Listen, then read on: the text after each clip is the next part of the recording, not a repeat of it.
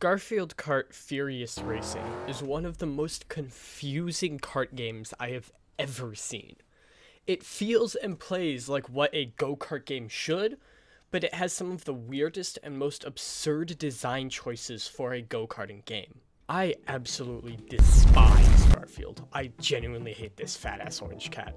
I think it has awful boomer humor and no comedic gag whatsoever. I don't exactly hate you if you hate Garfield, but if you were to show me a real-life Garfield plush, well, I conceal carry for a reason. But on the other hand, I absolutely love racing games. Mario Kart, Forza, F-Zero, and everything in between. I'm not going to claim to be really good at these games, but I probably have over 2,000 hours playing Mario Kart Wii from when I was a kid. So, when the no-good, MLP-loving, water-drinking little bastard RainbowBacon gifted me this game for Christmas, I started a hit list. He basically held me at gunpoint and said, make a video on this game. And then I told him no. Like, what are you gonna do? So after putting too many hours in this game over the span of a couple days, I can confidently say, man, this game is bad. So we boot up the game and...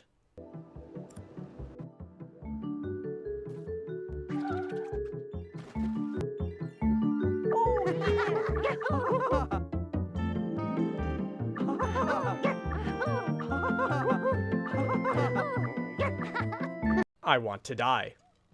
We can select our type of play from solo, split screen, or online multiplayer. We're gonna go solo. We have our choice of speed, and I'm really disappointed there's no 200cc. Now we can choose a kart and our characters from Dumb Fucking Mutt, John, Female John, A Mistake, and the reason I want to end my living. We can also choose a hat and tail fin. Yeah, you can choose more aesthetic things to exactly buff your kart and affect its stats. And this kinda sucks. You see, it's cool on paper, but when you start a race, all the NPCs also have these hats and tail fins. The issue though is, you don't have all the hats and tail fins. You need to unlock them. But the NPCs all have the hats and tail fins, already giving them a winning advantage over you.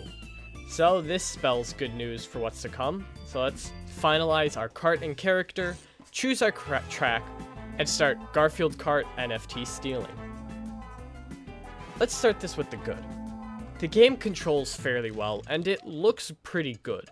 Drifting is really tight, and it has the basic 1-2 charge boost after drifting, and the tracks are okay.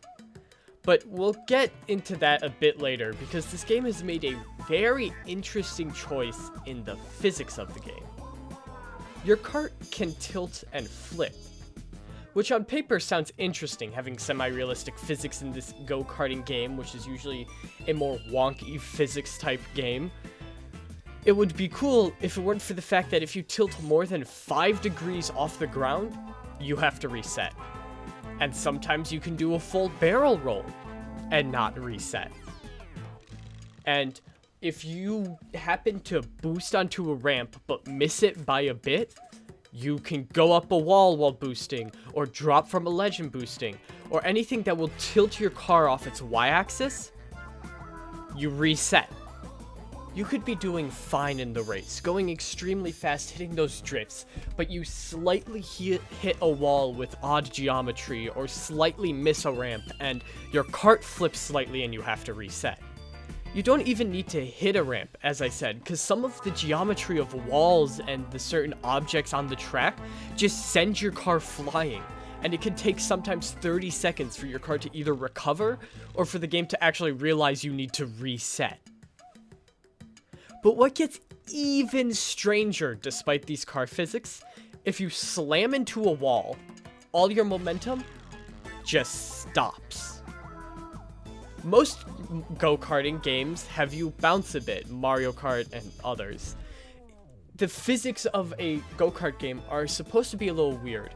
And sure, if you slam into a wall, you stop your forward momentum, but you bounce back and you don't have to relive parallel parking to try to get back into the race. But Garfield Kart doesn't have that. You just stop. What makes it even weirder, though, is let's say you're boosting. You're stuck. If you boost and slam into a wall, you're stuck there till the boost wears off.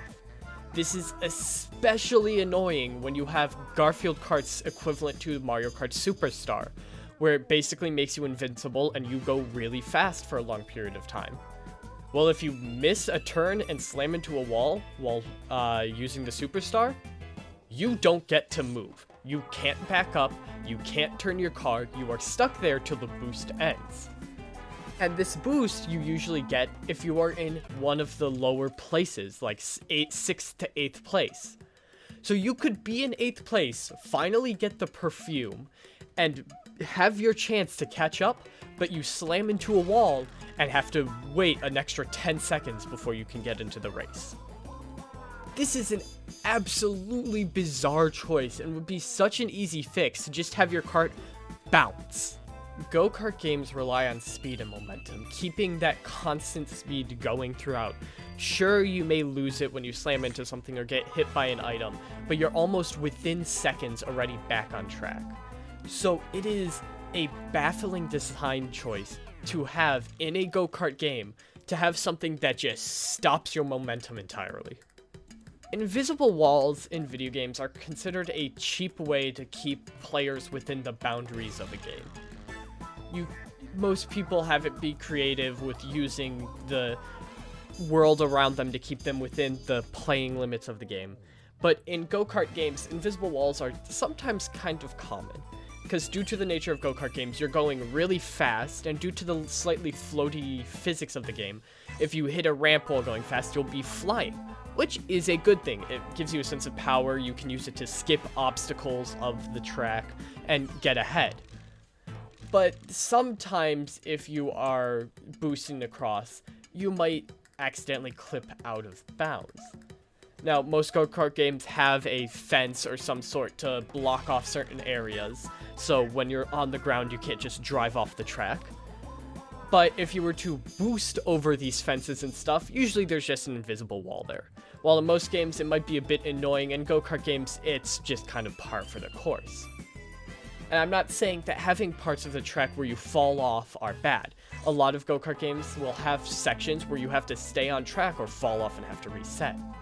What I'm talking about is when you have a fence there to keep you on track, but you don't have an invisible wall that extends above it, making it, if you decide to catch momentum and start flying and fly over this fence, you have to reset. But guess which go-karting game has this exact mechanic? Again, I'm not saying having parts of the track where you can fall off are bad, it's just part of the challenge. But if you're going to have a part of the track that is already blocked off by a fence, and there is like boosts and stuff, a chance for you to go flying, maybe you should have that invisible wall extend a bit, because it's a kind of trade-off. Sure, hitting the invisible wall stops your momentum for a time and you have to drop back down, but the amount of speed and how far you've gotten ahead, being able to dodge not only obstacles of the track, but the other players themselves, is a good trade-off. So it is actively discouraging you in this game to have parts of the track that don't have an invisible wall extend above the fence. You do not want to go high and fly, because you know if you don't do it exactly right, you're going to have to reset and probably lose all the progress you just made. It is a thing that I don't even think about when playing a go-karting game, but now that it's missing, it is majorly noticed. It's like the sore thumb. Garfield Kart has all these little things that you wouldn't notice when playing, like, I don't know, a good go-karting game. But when playing this game, it just kind of pulls you out of the experience. This isn't all, though, because there's parts of the tracks that, again, go-kart games are about speed and momentum. Sure, you have to hit your drifts well or you can lose that speed and momentum. but for the most part, the tracks are designed so you don't exactly have to slow down. But there are parts in Garfield Kart, or certain tracks, where if you do not slow down when making a turn or drifting, you are almost 90% sure to fail. Again, a strange and absurd decision, especially with the nature and speed of go-karting games. There should not be segments that basically require you to stop and slow down unless you hit the most perfect of a drift. But don't worry, boys, there's even more to complain about outside of the tracks and game design choices, because you have the NPCs. Now, this segment is talking about NPCs specifically. Multiplayer experience can vary, but as I've probably shown, there's not many people playing Garfield Kart. The NPCs can range from making your games basically a solo race because you're so far in the lead you only have to worry about hitting the drifts and worrying about the strange geometry of certain objects, or it makes you a solo race because you're in 8th place and there is no recovering whatsoever. And by golly, if a NPC makes it into 1st place, good luck ever being able to catch up with them. I don't know what it is about the NPCs, but they always seem to have the perfect character kart combo. And they always hit their drifts perfectly, they always get the best items. The only trade-off is they don't really use the secret routes. But you don't exactly need to use the secret routes if you can hit every turn perfectly. The NPCs are just strange and kind of ruin the flow of the game. But NPCs aren't the only things you're going to be combating against in this game. Most go-karting games have forms of items. Basically things, if you hit these item blocks, you can get an item, and it can range from boosts to other various wacky items to give you an edge in the race. Garfield Kart has some interesting items, very similar to stuff like Mario Kart. You have Mario Kart's basic boost in the form of a lasagna. You have your superstar being perfume, which just gives you a speed boost for a while and makes you invulnerable. A pillow being your thunderbolt, which affects everybody in the race and puts them basically to a stop. And the homing pie being your red shell. But that's kind of where most of the similarities end. Garfield Kart does have some extra items, and another good thing about Garfield Kart. They have a system in this game where almost every item can be thrown in 2 different ways, whether it's thrown ahead of you or thrown behind you.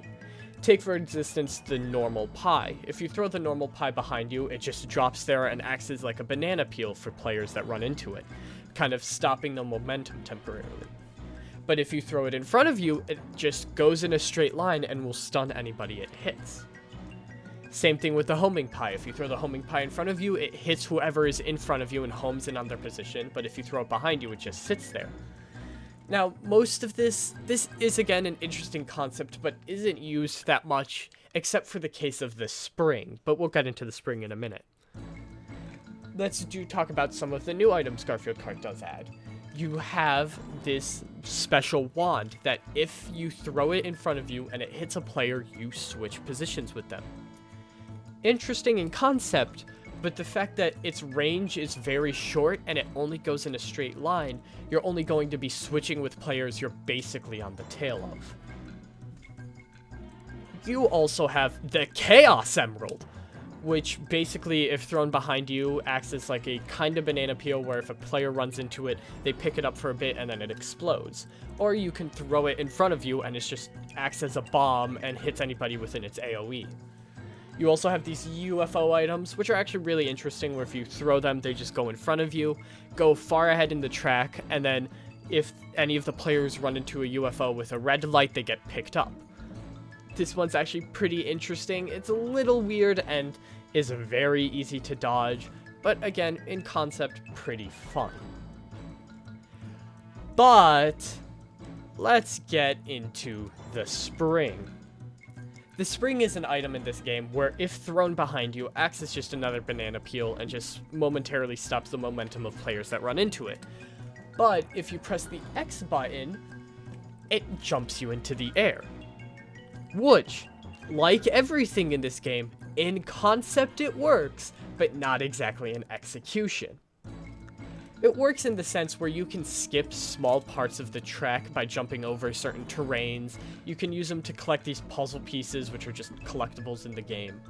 And can give you a slight boost ahead, but sometimes your timing needs to be very precise or you're going to fail. But the main purpose of this jump mechanic is to give you access to small secret routes. Secret routes in go-karting games, or mainly Mario Kart, are a common place. Little things where if you hit something right with sometimes the right item, you can skip large parts of the track. But the issue with it in Garfield Kart is the only way to get to these secret routes is with the spring. Mario Kart does have quite a few of these secret routes that can only be accessed through something like a boost or such. But unlike Garfield Kart, a boost is very common to get in Mario Kart. The spring is not. And the issue is these secret routes most often do not have item blocks right before them. So it is very uncommon for you to get a spring right before a secret route appears and decide to use that secret route instead of the main track. And the issue with this is you might think, alright, so I'll just get a spring item like right after the secret route and then hold on to it for the rest of the track so I can get this secret route. But that isn't conventional. It is much better for you to use the spring almost immediately and collect the other item blocks along the way and get stuff like boosts and such so you can get yourself in first place than to hang on to a single item for half the track just to get to a secret route that gives you an extra like 3-second boost. Again, another interesting thing in concept, but is not that conventional. It is cool when you can use it, but I'm not exactly going to be going out of my way to use these secret routes. The only time I used these secret routes was to get footage for them. I never found myself in a position where there is a secret route coming up and I also had a spring and decided to take that route. I think it only happened once. Now that we're nearing the end of this, I want to mention some other things that I think are good. Like I said, the visual graphics are good, and the game controls pretty well. The music is also very interesting. I know most of it comes from the Garfield Kart, Garfield animated show, which I watched religiously as a kid, and is another reason I hate Garfield entirely. And it is a reason why I probably played more of this game than I needed to. It was kind of nice just to shut off my brain and play this game. The controls were just good enough, and the music was good enough for me to just shut off, put on a podcast, and play Garfield Kart. But every time those little things like slamming into a wall or falling out of bounds happened, it just kind of took me out of the experience. Mario Kart, I could play for hours. Garfield Kart, only when my Switch is charging. But yeah, hope you guys like this.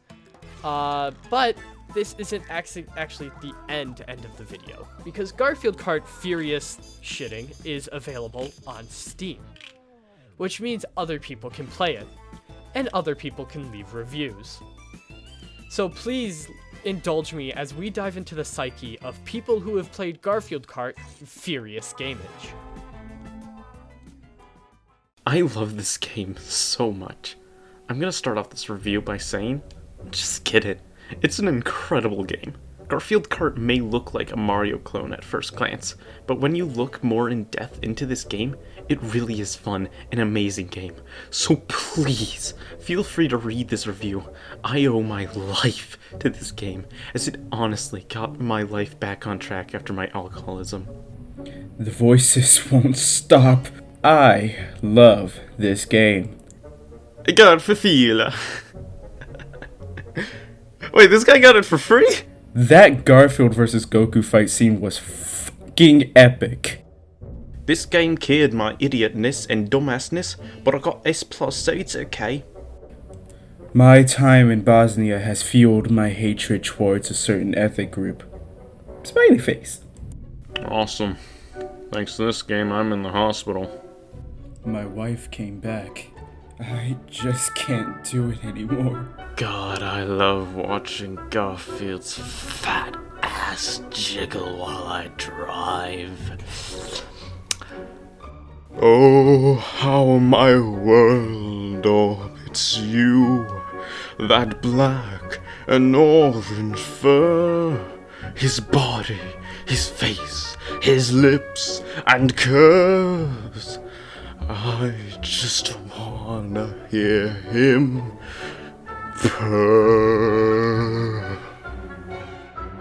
Funny lasagna cat, go brrr. This game made my beehole pucker as I seethed with angry confusion. You will fall through the map, body slammed into walls. Was the item server the exact same purpose, with only slight variation? And worst of all, Garfield was just too sexy and distracting. What?